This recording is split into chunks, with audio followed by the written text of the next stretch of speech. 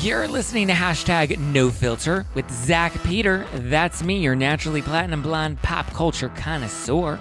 I'm the reality TV junkie, self-improvement addict, and host with only the hottest tea spilled fresh all week long. You're one of my favorite interviewers. They picked us because we're horny. Yeah, right. And that's your chronic state. 24/7. Zach, that is really funny. From the latest news on the Real Housewives, deep dives into celebrity legal scandals, and unfiltered convos with your favorite stars, I've got you covered. And yes, I always keep receipts. Welcome on in, everybody. I hope you had a wonderful, wonderful weekend. I know I did. I got to celebrate my 30th birthday with many of you guys at the Bourbon Room last Thursday night and Friday afternoon. And I got to spend the weekend. Well, Saturday, I kind of took the day off, chilled, had just like a day at home with Sky, made some dinner, which was nice. And then Sunday, I spent it with my family. So I had a pretty good weekend. Hopefully, you guys had a lot of fun over the weekend as well. Maybe you spent it with your fathers. Maybe you spent it with your daddies or your sugar daddies. Whatever floats your boat, however you spent the weekend. No judgment, all love. I just hope you made it worth it, because I know I did. We have a lot to break down today. Let's see. What are we discussing today? We're going to talk about Kim Zolciak and Kroy, because the divorce is strange and weird, and now the kids are getting involved. Tori and Dean, are they together? Are they not together? He announced the divorce, but it's not really a divorce, or is it? Kourtney and Kravis are having a baby. We'll get into all of that. And then Spotify has officially dumped Meghan and Harry, which it's about time. It's about damn time. In a minute, I'ma need a sentimental man or woman to pump me up. Fabulous. I give her way too much. 4 shots in my cup. Okay, so first off, I just want to say thank you to everybody that came out on Thursday night to the Bourbon Room to come and celebrate my 30th birthday and come on out for a no filter night out here in LA. It was a lot of fun. It was very memorable, very special. We kicked off the evening with a VIP pre-party for all of our VIPs and our ultra VIP guests that came on out. We had burgers, we had fries, we had popcorn. Of course, we had to have lots of fries and popcorn that the Bourbon Room made for our VIPs. It was very yummy, very delicious. We had some very fun cocktails that were crafted by my pals at Biermann, the natural detox company. We had like a Give Them Lala tequila cocktail that was also like available non-alcoholic. We called it Give Them Lala AF for alcohol-free. Yeah, we did that. And we had some Lady Passion in it. Biermann has different like tinctures that help promote natural detox. And so one of them was Lady Passion. We had another cocktail that was made with Red Rooster, which is supposed to help with like stamina and boost in performance. Lady Passion is supposed to help, with making sure you're feeling very passionate, ladies. And then we also had a Liddy City cocktail that was like vodka based that we made with some Vargas vodka, because we had lots of Vargas vodka. And that one was really yummy as well. We had some liver lover in that. We had some loving energy in that, which was delicious. So that was a lot of fun. Lala got to come out, and then we had a great show. We had which very special shout out and thank you to Christian Tori from The Traders on Peacock. He was there. You'll remember he's the one with the curly hair. He was one of the traders. He was very bad at the game, but he was in the live show on Thursday night. MJ from Shaws of Sunset was in the live show on Thursday night, spilled lots of tea about Shaw's ending. We had my boys, Evan Real, who you'll know either from Page 6 or from his podcast, Virtual Reality. I believe he's out in Europe right now. He was just in like Canes interviewing Jen Bessler. Shout out to Evan Real. We had Jeff Epstein. Yes, that is his real name. I adore Jeffrey. Not that Jeff Epstein, but my friend Jeff Epstein, who he hosts the Manic podcast. You may know him from Pop Goggles. That was his former Instagram account. He's really, really funny. He's a comedian. He was in the show. Steven, Faces by Bravo, he was in the show. He was also great, like spilled lots of tea during our Tea Spillers panel. We had Jolene Lunzer, who opened the show. She's fucking hilarious. You guys need to follow Jolene Lunzer. I adore her. She's so funny. She was a great MC for the night. She killed it. They all killed it, and it was a great night. But I do need to address the elephant in the room. Because as grateful as I am that people came out to the show and the people bought live stream tickets to watch the show, there was one big piece that was a little unfortunate that I am very, very sorry for, guys. And that's that Lala Kent was supposed to be in our show that night. Lala was supposed to be in the show. However, she was no longer able to participate in the show, which is why she was there hanging out with everybody and taking photos at our VIP pre-party, which is where I was doing my meet and greet. She came on out. She took some photos with people. She was taking selfies. She was hanging out. She was having a good time, which I was so, so grateful for. She, unfortunately, like, here's the scoop. So I got a call so the show was Thursday. I got a call Wednesday afternoon saying, hey, by the way, Lala can't do the show after all. And I was like, what do you mean Lala can't do the show after? The show's tomorrow. What do you mean? And they're like, yeah, Bravo has decided that they're putting all of the Vanderpump Rules cast members, and from now what I've heard, it's a lot of Bravo talent, on press holds. And so right now all of the Vanderpump Rules cast is on a press hold, and they're no longer allowed to do interviews, which includes live events. So they're being put on hold right now unless it's something that Bravo has specifically booked themselves and wants to do. I don't know if those specific interviews that Bravo is booking are paid interviews. I would imagine, like, I would think, I don't know this for certain, but I would speculate, I would think that the Call Her Daddy interview that Ariana did, where she spilled a lot of tea about Vanderpump Rules, I would think that that was possibly a paid interview. I know Spotify and Call Her Daddy have that kind of budget to pay up a lot up front. That's my own speculation. I don't know if that is true or not, but I would imagine that's part of the reason they've gotten a little more selective about the types of podcasts that they have been doing lately. Obviously, there's a lot to monetize with Scandival, but I was really disappointed because we had booked this long before Scandival blew up. It was on the books. It was confirmed. I was talking to Lala on Tuesday about, arrival details and car service and whether she needed a car or what, and green room. And like, we were having a discussion about the show on Tuesday because the show was on Thursday. And then Wednesday is when I got the call that Bravo was now no longer allowing Lala to participate in the show, which to me was just, I feel like I've always had a pretty good relationship with Bravo. So for them to do that, I mean, we really tried to bargain. And I was like, okay, we will make sure that we talk about anything but Vanderpump. We'll talk about Give Them Lala Beauty. We'll talk about Randall. We'll talk about her charity work. We'll do whatever we can. But, like, how can you just not let her participate when she's announced that she's going to be in this show? I've announced that she's going to be on this show. Her face is on the promos. Obviously, we were selling tickets to a live taping of No Filter with Zach Peter / my 30th birthday party. So, obviously when you're having a live show, talent is always subject to change. That's always in the fine print, So I just never thought that I would be in a situation where I would have to be like, yeah, well, talent is subject to change. So at the last minute it changed, which I was just disappointed because I know a lot of people were looking forward to seeing Lala on stage and talking about, Scandival or Vanderpump or whatever. People were just looking forward to seeing the live show with myself and Lala. And unfortunately, we were no longer able to make that happen because Bravo had, interfered and were no longer allowing that to happen. They wouldn't even allow it with preset questions. I was like, I'll give you all the questions ahead of time. I'll make sure that not a single question or anything in any way, shape, or form will talk about Vanderpump Rules. We won't do audience Q&A. That way we can control the conversation. And it was just a hard, firm, nope, not going to happen. Sorry, sucks to suck, basically. Which, again, was very disappointing because I wanted to create a great experience and a great show for everybody. And I hate that I felt embarrassed that I had to go up on stage that night and actually share. I was hopeful that up until the very last minute, we were able to make something work. And unfortunately, we were not able to make something work. I'm very, very grateful to Lala for being so kind and gracious enough to at least still attend the event and take photos with people and kind of hang out at our pre-party. I hope she had a wonderful weekend with her family. Like, I hate that this is how it all kind of had to go down, because I know she really wanted to be there and she felt very badly about it. I do hope we can make the interview happen at some point. At this point, it's really just pending Bravo's approval.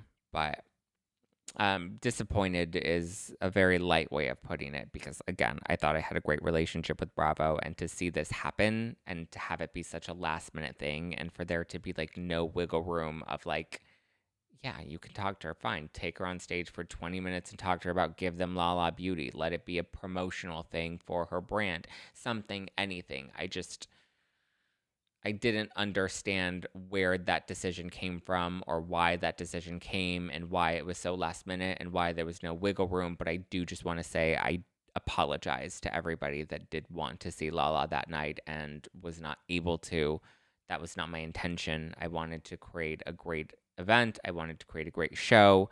And I hope those of you that came still got to enjoy in the moment, because it was a very special moment for me, being my 30th birthday, and being able to share that with you meant a lot to me. So I'm very grateful to everybody that came out. I can't say that enough. And I'm very grateful to Lala. And again, thank you to MJ, Christian, Steven, Jeff, Evan. Thank you to Vargas Vodka for providing vodka. Thank you to Dry Farm Wines. I love Dry Farm Wines. Todd at Dry Farm Wines, thank you for giving us lots of champagne and some rosé. Low alcohol, zero sugar wine. Delicious. You guys can try that at dryfarmwines.com/Zack, Zack. Thank you to my pals at BioRay. Thank you to my pals at Chomps for making the live stream possible. And thank you to my pals at Pure Cane. Very special shout out to my pals at Pure Cane, which is a all natural, 0-calorie sweetener with no bitter aftertaste. It's diabetic friendly. It's keto friendly. It's delicious. It's great to put into your coffee. It's great to mix into a cocktail. Great substitute when baking if you want to cut back your sugar. They have the granular sweeteners. They have brown sweeteners. They have confectioner sweeteners for the bakers out there. You have options. It's derived naturally from sugar cane, so it gives you all the sweetness that you love without the calories or the health risks. It's my go-to sweetener and has been for years now. I would say probably the last 4.5 years. So I suggest you check them out at purecane.com. That's purecane.com. Or you can always order using my Amazon storefront. It's in there as well. So shout out to Pure Cane. But thank you guys. The Dirty 30 show was fantastic regardless. I hope you had fun. I hope you enjoyed it. And thank you for being there. All right, let's get into the tea. So much tea, baby. Okay, so Kim Zolciak's daughters have wished Kroy Biermann a happy Father's Day, despite this ugly little divorce situation that they got going on. Ariana and Brielle posted on their Instagram on Sunday wishing Kroy a happy Father's Day, which is strange considering things with their mom have gotten messy in this whole divorce. I would think that they would take their mom's side, so it's a little strange to me that, I think Brielle had unfollowed Kroy and now she's following Kroy again. I think she unfollowed him when it was announced about the divorce. So I don't know if the girls are just trying to play nice with both of the parents, or if maybe they're starting to see and take Kroy's side in all of this. I can't imagine that they'd bail on their mother altogether, but I mean, that's a pretty bold move, right? To wish him a happy Father's Day and to, make it be a public proclamation, considering Kim doesn't really seem to be happy with Kroy right now, and vice versa. They seem to be making a lot of accusations against each other. Things have gotten really contentious. Either the girls are not trying to get involved or they are taking Kroy's side. I just never thought that they would take Kroy's side over Kim's side because they're so loyal to their mother. But Kroy, I mean, he is their father, right? He adopted them. They have his last name. So I understand why they would still give him that shout out. But I wonder if Kim feels like it's a betrayal. Is it a betrayal? I mean, he did adopt them and he's been in their lives for a very long time now. I know that there's naturally still some love there. I guess it's like when your parents split, right? Your mom and your dad, when they break up, when they divorce, you're still going to love both of your parents. I just think it's weird because he's the adoptive father, and that's not to take away from adoption, or adoptive parents. They're still very much parents. I don't know. I thought since the girls were a little bit older, they weren't infants or toddlers when he came into the picture. I just thought maybe they would have sided with their mom, but I guess not. Very curious how Kim feels about it, though. Very curious what you think about it. Do you feel like it is a betrayal to Kim? It's not just their stepdad, it's their adoptive father. He adopted them. He's technically their dad. So, interesting. Very, very interesting. And then in other breakup, divorce, messy news, we have this whole situation with Tori and Dean. So, Tori and Dean, are they together? Are they not together? What the heck is the situation? Because Dean went and posted on his Instagram some photos with him and Tori, and he wrote in a caption on IG, "It's with great sadness and a very heavy heart that after 18 years together and 5 amazing children that Tori Spelling and I have decided to go our separate ways and start a new journey on our own. We will continue to work together as loving parents and guide and love our children through this difficult time. We ask that you all respect our privacy as we take this time to surround our family with love and work our way through this. Thank you for all the love and support." Oh, thank you for your support and kindness. And then he did a little prayers hands emoji. So it was like, oh God, they're splitting up. He made it official. He made an announcement. Well, then he ended up taking that down shortly after. And then a source came out and they revealed that Tori and Dean have had their ups and downs like any couple, but they've continued working on their marriage through couples counseling. They love each other and are not going to split. So apparently they got into a big fight the night before, which prompted Dean to then post on Instagram. But it doesn't appear that like Tori's ready to let him go.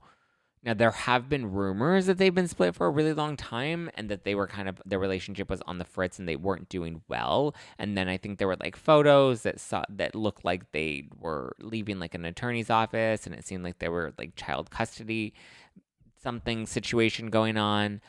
So I don't know. Like, I wonder if they're staying together for the kids or if they really are trying to make things work. I don't know. But it's weird, right? Like, why would he go and announce that they were splitting up if they're not really splitting up? Or was he trying to split up and she just didn't want to leave him? She didn't even wish him a happy Father's Day, but she also didn't wish him a happy Father's Day last year either, I don't think. She, like, spent the day with, like, Lance Bass and his husband and, like, wished them a happy Father's Day, but, like, didn't wish Dean a happy Father's Day. I don't know. The whole thing to me is just strange, bizarre, weird.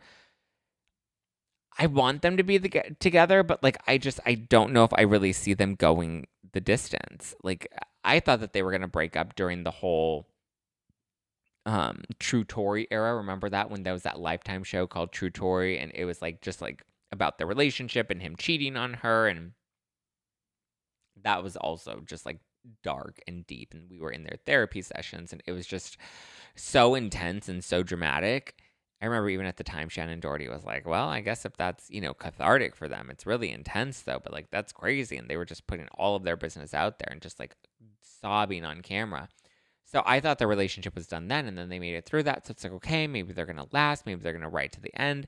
I mean, do we think he really wants out? Or do you think maybe she was like, I'm leaving you, we're done. And then he posted maybe he believed that they were broken up. And then that's why he posted the message. But like that's a little soon, right? Like you got in a fight last night, so then the next morning you announced to the world that you guys are splitting up after 15 years together. That's a little dramatic and a little excessive. So I don't know. What are your theories? Because I'm a little confused about the whole thing. I know that their relationship hasn't been perfect. But, like, I mean, they have to stick it out. It's Tori and Dean. I want them to stick it out. But then again, I also wanted, like, Scott and Kourtney to work out. And I'm glad that didn't work out. But, yeah. Tis what it is. But at least for now, they're still together. Happily together forever. Imagine me and you. I do. I think about you day and night. It's only right to think about the girl you love and hold her tight. So happy together. Or are they happy together? Well, in some better news, we have Kourtney Kardashian and Travis Barker, who are excited to announce that they are expecting a baby. So she took to her Instagram account and she, I guess, took inspo from an old Blink-182 music video where there was a woman and she was holding up a sign. She's like in the concert and it says, Travis, I'm pregnant. So Kourtney decided to do the same thing at Travis's Blink-182 concert over the weekend. She was holding up a sign that said, Travis, I'm pregnant. And then everyone's like, oh my God, Kourtney's pregnant. And then Travis comes out and he kisses her. Now, based off of the photos that she posted on her Instagram with this announcement, like, she's clearly very pregnant. Like, there's no way this announcement was a shock to him. Like, he's clearly known about this for a while because her stomach is huge. Like, she's ready to have a baby. And even Shayna Moakler, who's Travis Barker's ex, she confirmed that by saying that Shayna has known about this for weeks. So I highly doubt Kourtney's the one that told Shayna. I'm sure Travis had a conversation, or maybe she heard about it from the kids. I don't really know, but yeah, she's pregnant. She's having a baby, which is actually kind of cool because they've been wanting a baby. They've been expecting, a child for a long time by going with I think, what did they do? IVF. And they were like trying all these different things. They were putting her on hormones so that they could try to get pregnant. And then she was like, I'm going to stop all of that. And if it's God's will, then it's God's will. And guess what? God said, yes, girl. He gave her a baby. So Shayna Moakler told Us Magazine about the pregnancy news. She says, I'm very excited for them. I hope they have a great experience bringing a new life into the world, which I thought was very nice and good for Shayna for like being the bigger person and kind of, embracing this. I know she hasn't necessarily embraced their relationship entirely in the past. So it's nice to see that, when there's a baby coming, that changes things, right? We love babies. But according to sources, Scott Disick is just trying to take care of himself right now. And he's trying to be supportive of Kourtney and Travis. But I'm just like, come on, dude. Like, at what point are we just going to move on? Like, why are you trying to take care of yourself? Like, she's literally married to another guy. And, like, things are moving along for her. So I think things should move along for you too, Scotty. There's no more processing of things. Y'all have been broken up for years at this point. So, like, what do you have to take care of? I don't get it. I think Scott's a little too dramatic, and he just needs to accept that he lost her. She's the one that got away, and he had a chance to get her back, and he didn't. And he just has to accept that those is the facts. Okay, let's talk about Meghan Markle. So Spotify has officially dumped Meghan and Harry. They are dunzos. I guess they have not paid them out their full $20 million because they failed to produce enough content for the network. As you'll remember, they signed a deal with Spotify for $20 million back in 2020. And I guess now the network's like, all right, this was not worth the investment because you only produced like 12 podcast episodes in that time. And I think we're done paying you because you barely did anything for us. And even Bill Simmons, who's one of the executives now at Spotify, and I believe he was one of the founders of The Ringer, he has now come out and on his podcast, he says he called them fucking grifters, which I don't disagree with. I think they are grifters. I mean, come on, they made Tyler Perry give them refuge in his Beverly Hills mansion when they felt like, the paparazzi were stalking them in Canada. And they freeloaded off of Tyler Perry. So I do think that they're grifters, and I do think that they were planning on keeping their $20 million until Spotify's like, yeah, this is not worth our investment. This ain't even worth it. And now on top of that, it's being reported by the New York Post that Meghan didn't even conduct all of her own interviews for her podcast. Her producers are the ones that conducted some of the interviews. Of course, she did all the celebrity interviews, but like some of the expert interviews, she did not participate in. The producers are the ones that actually interviewed those guests, and then later they clipped in sound bites from Meghan after the fact. So Meghan would then tape herself asking the question, and then they would play the clip of the person answering the question, even though that person never had a conversation with Meghan Markle. Which to me is just weird. Like, what's the point of even doing this? And also, like, what is she doing with her time that's preventing her from taping a 1-hour podcast episode? She doesn't have to edit it. She doesn't have to promote it. She doesn't have to design marketing assets to promote it. She doesn't have to do a press tour to promote her podcast. Like, she literally has time to do an interview for a once-a-week podcast, and instead all she wanted to do was a 12-hour episode where she only got to interview celebrities, and everybody else she couldn't be bothered with. I think the whole thing is weird. It's strange. But, like, honestly, like, what are you doing that makes you so busy that you can't host a podcast? Hiding from the paparazzi while they're chasing you down Manhattan? It's just weird. I agree with Bill Simmons. I think that they're grifters. I think that they are entitled and want money for the sake of wanting money because they think that they're a name of some sort. And I'm just like, you know what? Enough. I'm over it, Meghan Markle. I'm over it, Prince Harry. What's Harry's last name? Balls? What is it? She's Duchess and he's the Duke. But they're not even allowed to be called Duchess and Duke anymore, right? Even though we still technically refer to them as that. I don't know, but I'm glad Spotify decided to dump them. Because if they weren't bringing anything in, then why keep them? Bye, Harry and Meghan. You're going to continue to burn all your bridges. If you continue at this rate, thinking that you're better than everybody, I don't recommend it, okay? I recommend we kind of get it together. Oy vey, mamma mia, here we go again. Okay, well, that's what I got for ya. The Royal Grifters, the Tori and Dean, the Kim and Kroy, the Kourtney and Kravis, lots of couples news, lots of relationship news. What a time, what a time, what a time to be alive. All right, guys, well, I love you. I appreciate you. I hope you have a wonderful week. I will have a new episode of the podcast out this Wednesday. It's going to be good. We're going to get into some of that tea that MJ be sharing on this Wednesday. I love you guys. I appreciate you guys. Give me a follow at Just Plain Zack. Follow the podcast at No Filter with Zack. Give Pure Cane a try at purecane.com. And if you're listening to this on Apple Podcasts, please leave me a nice review because I love good reviews. I love that validation. It helps the show grow. It helps the show stay in the top charts. And I would be eternally grateful for your support. So please show the podcast some love. Show me some love. And I will talk to you soon. Ciao for now.